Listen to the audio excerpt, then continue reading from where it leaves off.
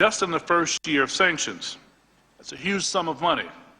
And sanctions aren't meant to push their economy over a cliff, but to put long-term pressure on Putin to change his behavior. Putin himself said in 2016 that sanctions are severely harming Russia. So, we know they've had success in putting pressure on the Kremlin.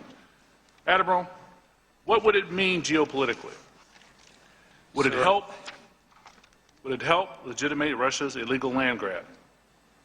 Sir, I'm not in a position to talk broadly about the geopolitical implications. I mean, we have stated previously, from an intelligence perspective, we have tried to outline to policymakers the specifics of the Russian invasion of Crimea, the specifics of the continued Russian support to separatists in the Ukraine. The Russians continue to attempt to pressure and to keep the Ukraine weak. Would it help cleave the United States from her allies? If we remove the sanctions? There's a lot at stake here for Russia. This is big money, big strategic implications. If they can legitimate their annexation of Crimea, what's next? Are we looking at a new Iron Curtain descending across Eastern Europe? You know, most in our country recognize what is at stake and how the United States, as a leader of the free world, is the only check on Russian expansion. So, back to Mr. Trump and his cohort. At the Republican convention in July, Paul Manafort, Carter Page, and Trump himself changed the Republican Party platform to no longer arm Ukraine. So, the same month that Trump denied Putin's role in Ukraine, his team weakened the party platform on Ukraine.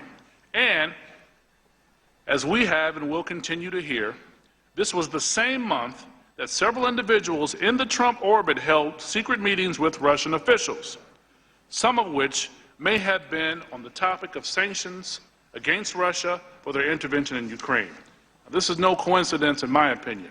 In fact, the dossier written by former MI6 agent Christopher Steele alleges that Trump agreed to sideline Russian intervention in Ukraine as a campaign issue, which is effectively a priority for Vladimir Putin.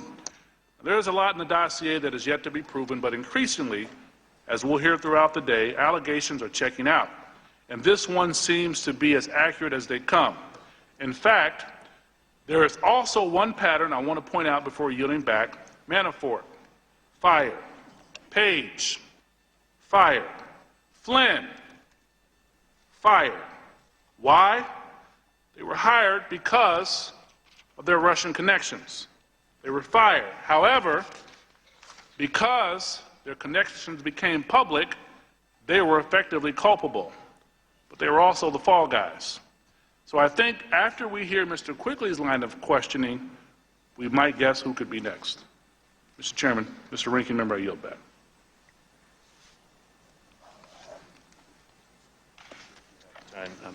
I yield the balance to Representative Speer. Thank you, Ranking Member. Thank you, gentlemen, for your service to our country. You know, I think it's really important as we sit here that we explain this to the American people in a way that they can understand it. Why are we talking about all of this? So my first question to each of you is Russia our adversary? Mr. Comey? Yes. Mr. Rogers? Yes. Do they intend to do us harm?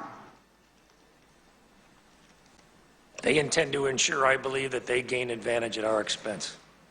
Director Comey?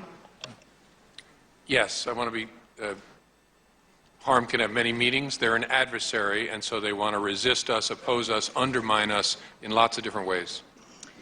So one of the terms that we hear often is hybrid warfare. And I'd like to just give a short definition of what it is. It blends conventional warfare, irregular warfare, and cyber warfare. The aggressor intends to avoid attribution or retribution. So would you say that Russia engaged in hybrid warfare in its effort to undermine our democratic process and engage in our electoral process? Director Comey? I don't think I would use the term warfare. I think you'd want to ask experts in the definition of war. They engaged in a multifaceted campaign of active measures to undermine our democracy and hurt one of the candidates and hope to help one of the other candidates. I'd agree with the director. All right. Well, thank you both. I actually think that their engagement was an act of war, an act of hybrid warfare, and I think that's why the American people should be concerned about it. Now, in terms of trying to understand this, I think of a spider web with a tarantula in the middle. And the tarantula, in my view, is Vladimir Putin, who is entrapping many people to do his bidding and to engage with him. And I would include those like Roger Stone and Carter Page and Michael Caputo and Wilbur Ross and Paul Manafort and Rex Tillerson. I'd like to focus first on Rex Tillerson in the 3 minutes I have here. He was the CEO of ExxonMobil. In 2008, he said that the likelihood of U.S.-Russia businesses was, in fact, a poor investment, that Russia was a poor investment climate. That was in 2008. In 2011, he closed a $500 billion deal with Rosneft Oil. The CEO of Rosneft is Igor Sechin, who is a confidant of President Putin, second most powerful man in Russia, and probably a former KGB agent. The deal gives Exxon access to the Black Sea and the Kara Sea and Siberia for oil development. Rosneft gets minority interests in Exxon, in Texas, and the Gulf. Rex Tillerson calls Sechin a good friend. In 2012, Mr. Tillerson and Mr. Sechin go on a road show here in the United States to talk about this great deal that they had just consummated. Also in 2012, there's a video of President Putin and Mr. Tillerson toasting champagne at the deal. And in 2013, Mr. Tillerson receives the Russian Order of Friendship. And he sits right next to President Putin at the event. So my question to you, Director Comey, is it of value to President Putin, knowing what you know of him and that his interest in doing harm to us, is it of benefit to Mr. Putin to have Rex Tillerson as the Secretary of State? I can't answer that question. Admiral Rogers? Ma'am, I'm not in a position to answer that question. All right. So in 2014, Igor Sechin is sanctioned. And he laments that he no longer will be able to come to the United States to motorcycle ride with Mr. Tillerson. Could you give me an understanding of what are some of the reasons that we impose sanctions? Director Comey? On Sechin, Well, just in general. again, you'd have to ask an expert, but from my general knowledge, it's to punish activities that are criminal in nature, that involve war crimes, that involve violations of UN resolutions or United States law in some other way. It's to communicate and enforce foreign policy interests and values of the United States of America. That's my general sense, but an expert might describe it much better. Admiral Rogers? I would echo the director's comments. It's also a tool that we use to attempt to drive and shape the choices and actions of others. So in the case of Igor Sechin, who was sanctioned by the United States, in part to draw attention to the fact that Russia had invaded Crimea, it's an effort to try and send a very strong message to Russia. Is that not true? I think that's right. Yes, ma'am. All right. With that, Mr. Chairman, I'll yield back for now. Gentleman yields back. I'll yield myself 15 minutes and now yield to the Gentlelady from Florida, Ms. Frost-Slayton. Thank you so much, Mr. Chairman. It's never acceptable, we can all agree, for any foreign power to interfere with our electoral process. And this committee has long been focused on Russia's reprehensible conduct, and we will remain focused on the threat emanating from Moscow. And I agree with you, Director Comey, when you say this investigation that is ongoing, we will follow the facts wherever they lead on a bipartisan level, and there will be no sacred cows. There are many important issues at stake, as you gentlemen have heard. There is bipartisan agreement on the danger of illegal leaks and our ability to reauthorize important programs upon which our intelligence community relies. But I want to assure the American people that there's also bipartisan agreement on getting to the bottom of Russian meddling in our election, which must remain the focus of this investigation and yours. So, Admiral Rogers, I agree in what you said, that a public acknowledgement of this foreign meddling to be a problem is important as we move forward. And following on Congressman LaBiondo's questions and based on this theme, I'd like to ask you, gentlemen, if you could describe what, if anything, Russia did in this election that, to your knowledge, they did or they didn't do in previous elections. How were their actions different in this election than in previous ones? I'd say the biggest difference from my perspective was both the use of cyber, the hacking, as a vehicle to physically gain access to information, to extract that information, and then to make it widely publicly available without any alteration or change.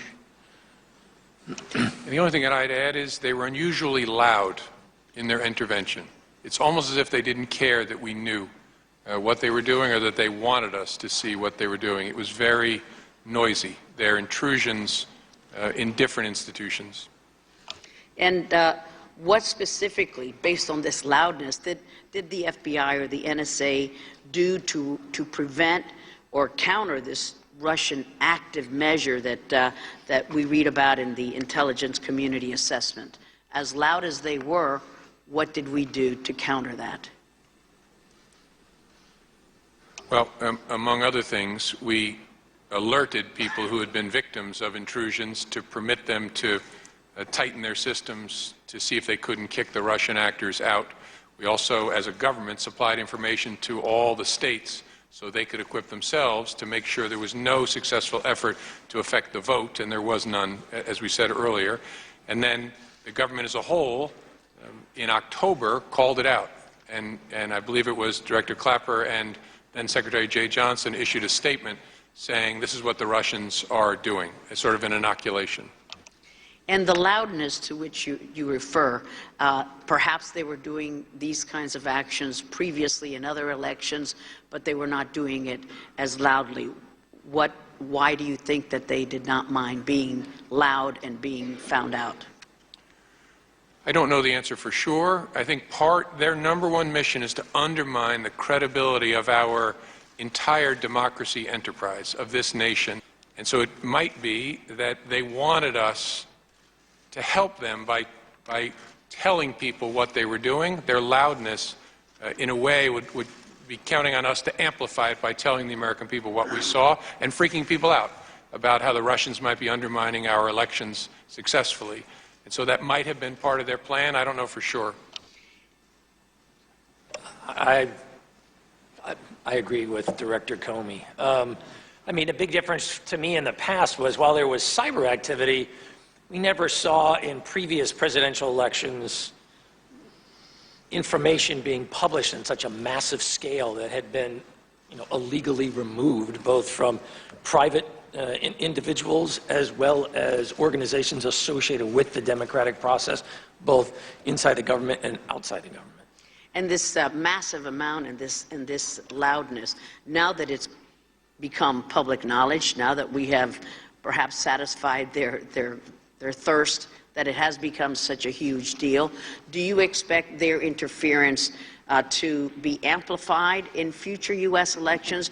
Do you see any evidence of that in European elections? Or do you think that this public acknowledgement would tamper down their volatility? I'll let Mike Rogers, maybe I'll just say as an initial matter, they'll be back. They'll be back in 2020, they may be back in 2018, and one of the lessons they may draw from this is that they were successful because they introduced chaos and division and discord and sowed doubt about the nature of this amazing country of ours and our democratic process. It's possible they're misreading that as it worked, and so we'll come back and hit them again in 2020.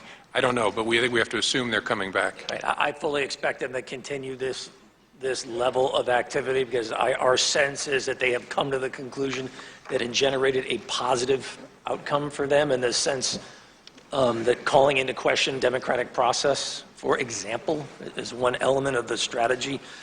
We're working closely, our FBI teammates, others, we're working closely with our European teammates to provide the insights that we have seen to try to assist them as they themselves, France and Germany, for example, about to undergo significant national leadership elections over the course of the next 2 months.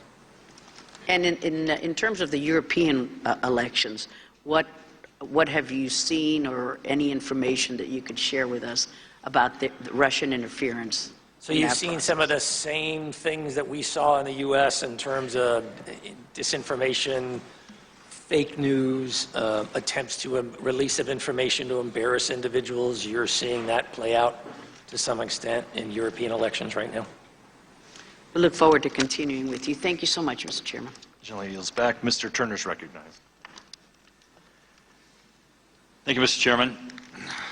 Mr. Comey, Admiral Rogers, thank you for being here today and for your what appears to be attempts at being forthcoming with the committee. I also want to thank the chairman and the ranking member Schiff. This is a bipartisan effort.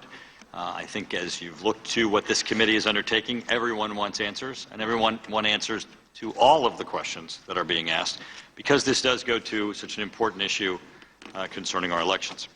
Admiral Rogers, I'm going to begin with a question to you concerning the Foreign Intelligence Surveillance Act. Now, Admiral, as you know, that the Foreign Intelligence Surveillance Act provides the circumstances or the authority under which the intelligence community may collect or intercept the communication of a foreign person located outside of the United States, or, as Mr. Comey has indicated, a person who is covered under a FISA court order. With Mr. Rooney and Mr. Gowdy, you discussed the minimization procedures under the Foreign Intelligence Surveillance Act, and those minimization procedures are supposed to protect the privacy rights of U.S. citizens.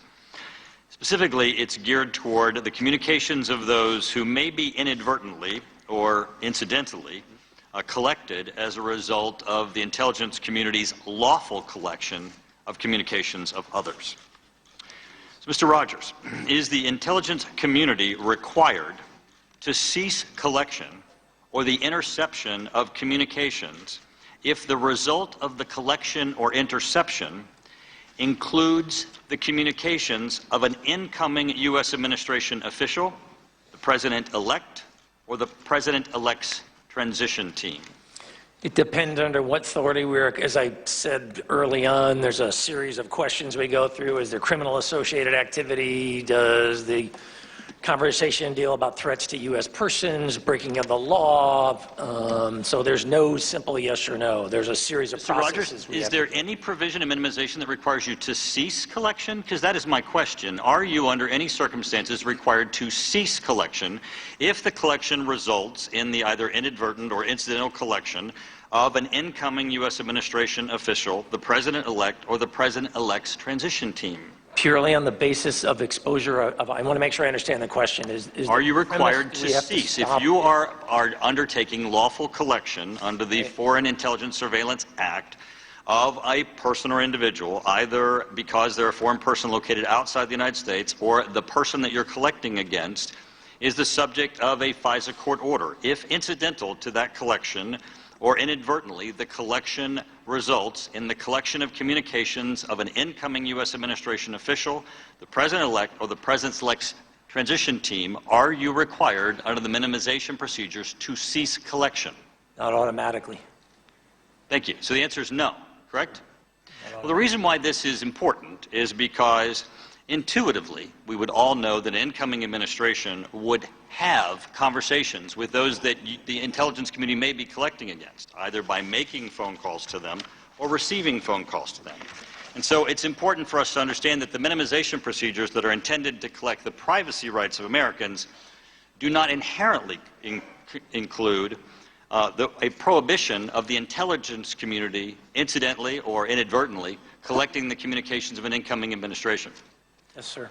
Mr. Comey, are you aware whether or not the Director of National Intelligence, Director Clapper, ever briefed the President of the United States, then President Obama, concerning the possible inadvertent or incidental collection or interception by the U.S. intelligence community of any communication of members of the incoming Trump administration? That's not something I can comment on. And then why not, Mr. Comey? A couple of reasons. It might involve classified information. It might involve communications with the President of the United States. On both of those grounds, I can't talk about it here. Mr. Comey, have you previously discussed your conversations with President Obama with this committee? Don't remember. It may have with the chair and ranking. I don't remember with the full committee. Well, we'll have to refresh your memory on those conversations then. Mr. Comey, did President Obama ever acknowledge to you of having been briefed concerning possibly inadvertent or incidental collection or interception by the intelligence community of any communications of members of the incoming Trump administration? I have to give you the same answer, Mr. Turner. Well, Mr. Comey, the first question related to whether or not Mr. Clapper had briefed the President of the United States, and we'll certainly be following up with him. He is going to be appearing before us next week, and we'll certainly be directing the question to him also. So, Mr. Comey, are you aware of any evidence that General Flynn, prior to the inauguration, ever communicated to the Russian government or a Russian government official that the Trump administration in the future would release, rescind, or reverse U.S. sanctions against Russia, or ever made any offer of a quid pro quo for releasing, rescinding, or reversing U.S. sanctions against Russia? Are you aware of any evidence? It's not something I can comment on, Mr. Turner. And why is that? I'm trying very hard not to talk about anything that relates to a U.S. person or that might rule in or rule out things we might be investigating. I'm trying to be studiously vague here to protect the integrity of the investigation. So please don't interpret, as I said at the beginning, please don't interpret my no comment as meaning this or meaning that. I just can't comment. Well, Mr. Comey, there are statutes, guidelines, and procedures concerning what does it take for the FBI to open up a counterintelligence investigation into a U.S. citizen. It is not just subject to discretion. You can't just say, well, let's go look at somebody. You have to have a basis. You've now informed us that you've opened a counterintelligence investigation into the Trump campaign, members of the Trump campaign, concerning Russia in July of 2006. Now, we're trying to get a picture of what does it take to tip over for an investigation. Now, previously people have said that there have been individuals who attended a meeting with Russian officials, individuals who, a member who was paid to attend a conference, a picture that was taken, traveled to a foreign place. You know, there are many people, both in all of our administrations and sometimes, certainly members who've left Congress who would qualify for that. What is the tipping point? I mean, it can't just be that. Don't you need some action or some information besides just attending a meeting, having been paid to attend a conference, that a picture was taken, or that you traveled to a country before you're open to investigation for counterintelligence by the FBI? The standard is, I think there's a couple different at play, a credible allegation of wrongdoing or a reasonable basis to believe that an American may be acting as an agent of a foreign power. Well, the reason why we're struggling with this, Mr. Comey, is that we obviously have the statements of Mr. Clapper that there's no evidence of collusion with Russia, and he just left the intelligence community. And as you are aware, we now sit, because as you said, Admiral Rogers, the Russians wanted to put a cloud over our system. And Mr. Comey, by your announcement today, I mean, there is now a cloud that undermines our system. There is a cloud where we're sitting with Mr. Clapper, who is obviously in a very important position to know, who stated to us that there's no evidence of conclusion, and you will not give us evidence or give us any substantive evaluation of it. We now sit with this cloud, and it's important. Mr. Chairman, I have a few additional questions, if I might, when we regain time. We'll get back to you, Mr. Turner. Mr. Schiff's recognized for 15 minutes. Thank you, Mr. Chairman. I recognize Representative Jackie Spear. Thank you, Mr. Schiff. And again, let's go back to this tarantula web. So Mr. Tillerson, in 2014, started to lobby the United States government, asking them to shift or lift the sanctions. Now, in his confirmation hearing, he says as he said, I have never lobbied against sanctions personally. To my knowledge, ExxonMobil never directly lobbied against sanctions. And yet there is lobbying reporting that shows that ExxonMobil actually paid over $300,000 to lobbyists in 2014, and that Mr. Tillerson visited the White House 5 times in 2014 and Treasury with Secretary Lew 7 times. Is there something disconcerting about a U.S. CEO attempting to undermine the sanctions imposed by our government against another country for acts that we find to be disadvantageous to the world order? Director Comey? That's not a question I can answer. For a variety of reasons, I'm not qualified to answer, and I shouldn't be answering questions like that. Okay. How about this then? Is it disconcerting to you as the director of the FBI that a U.S. CEO would say publicly that he is very close friends with President Putin and has had a 17-year relationship with him? That's not a question I can answer. Would it raise any red flags? Yeah, that's not a question I can answer. Admiral Rogers? Ma'am, lots of American corporations do business in Russia. I have no knowledge of the specifics we're talking about. I'm in no way qualified or knowledgeable enough to comment on this. All right, let's move on to someone else in that web. His name is Michael Caputo. He's a PR professional, conservative radio talk show host. In 1994, he moved to Russia, and there he was working for the Agency for International Development. He was fired from that job because he refused to follow a State Department position. He then opened a PR firm in Moscow and married a Russian woman. He subsequently divorced her, and in 1999, his business failed. Roger Stone, a mentor to him, urged him to move to Florida and open his PR firm in Miami, which is exactly what Mr. Caputo did. And then in 2000, he worked with Gazprom Media to improve Putin's image in the United States. Now, do we know who Gazprom Media is? Do you know anything about Gazprom, Director? I don't. Well, it's an oil company. In 2007, he began consulting the Ukrainian parliamentary campaign. There he met his second wife. So I guess my question is, what possible reason is there for the Trump campaign to hire Putin's image consultant? Any thoughts on that, Director Comey? No thoughts. Admiral Rogers? Likewise, ma'am. All right. Do either of you know what Michael Caputo is doing for the Trump effort today? I have no idea. And I'm not going to talk about U.S. persons. All right. Let's move on now to Carter Page. Carter Page was the founder of Global Energy. It's an investment fund.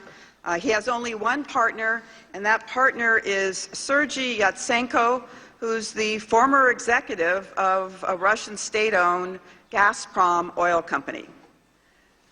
Before that, from 2004 to 2007, he worked for Merrill Lynch in Moscow. In March of 2016, then-candidate Trump referred to Carter Page as his foreign policy advisor to the Washington Post. The next day, Page asserts that he's an advisor on Russia and energy. But then subsequently, candidate Trump says he doesn't know him. On September 26th, he takes a leave of absence from the campaign, and then Page publicly supports a relationship with Russia, criticizes U.S. sanctions and NATO's approach to Russia, saying, and then subsequently says he's divesting his stake in Gazprom in August. In 2014, he writes an article criticizing the U.S. sanctions, praising Sechin in an article in Global Policy, and then rebuked the West for focusing on so-called annexation of Crimea. In July of 2016, he gives a graduation speech at the New Economic School, denies meeting with the Prime Minister. Christopher Steele, in his dossier, says he met with, again, Igor Sechin, offering a 19% interest in Rosneft. It becomes the biggest transfer of public property to private ownership. Now, Carter Page is a national security advisor to Donald Trump. Do you believe that? Why do we, I guess, again, here's another company that has had sanctions opposed upon it. Could you, again, clarify why we impose sanctions on companies? Admiral Rogers did it better than I, so I'm going to tap him. I apologize, I don't remember the specifics of my answer, but I'll stand by my answer previously. Which was excellent. All right. I think at that point, I will yield back, Mr. Chair. I now yield to Mr. Quigley. Thank you, Mr. Ranking Member. Gentlemen, thank you for your service. Thank you for being here. We've talked a little bit about the Russian playbook, right? Extortion, bribery, false news, disinformation. They all sound very familiar, correct? Well, as we talk, without thinking about anybody in the United States, just generally the Russian playbook and how it's worked in particularly Eastern Europe and Central Europe, a lot of it involves trying to influence individuals in that country, correct? Yes? So what we've talked about a little bit today seems to be sort of a black and white notion of whether there was collusion. But does a Russian active measure attempting to succeed at collusion, does the person involved have to actually know? I mean, does it have to involve knowing collusion for there to be damage? I can answer generally. In the world of intelligence, oftentimes there are people who are called co-optees, who are acting, don't realize they're dealing with agents of a foreign power, and so are doing things for someone they think is a friend or a business associate, not realizing it's for the foreign government. So it can happen, and it's actually quite a frequent technique. And is it beyond that sometimes to include things where the actor doesn't necessarily know what they're doing is helping that other government?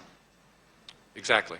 And what are instances, just examples of what that might include in a generic sense in Europe and so forth? Oftentimes a researcher here in the United States may think they're dealing with a peer researcher in a foreign government and not knowing that that researcher is either knowingly or unwittingly passing information to a foreign adversary of the United States. And can you explain and elaborate how this sort of problems with defining what collusion is, the differences that might be involved with explicit or implicit collusion? Collusion is not a legal term of art, and it's one I haven't used here today. I said we're investigating to see whether there was any coordination between people associated with the campaign. Explicit or implicit coordination? Well, I guess implicit I would think of it as knowing or unknowing.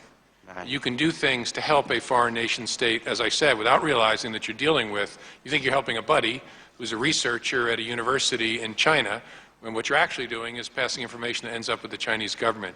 That's unwitting. I don't know whether it's the same as your implicit. Explicit would be, you know, I'm sending this stuff to this researcher in China, and I'm doing it because I want to help the Chinese government, and I know he's hooked up with the Chinese government. Admiral Rogers, would you give other examples of what you've witnessed in your career? Sometimes U.S. individuals will be approached by other individuals connected with foreign connections who will misrepresent what they're not just a researcher. They'll assume an identity, if you will. Hey, I want you to think that I'm actually